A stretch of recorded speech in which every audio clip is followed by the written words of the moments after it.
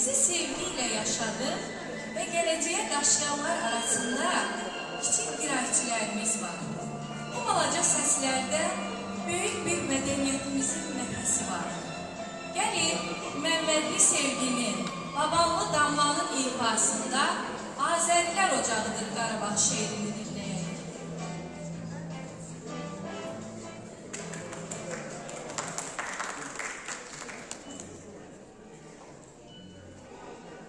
Bahalı cənnətdən bir nişanədir, sərbəti qızıldır, parlaq gülşədir, tükənməz o dağlar kəlməcərdədir, gələcəyi qəlbindədir Qarabağ.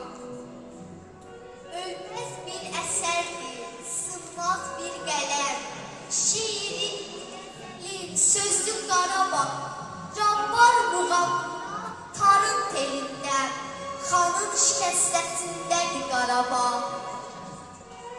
Hər kim bu dünyada Azəridirsə, canındadır, qanındadır Qarabağ. Anaların dediyi lallasında, nəfəsində, səsindədir Qarabağ.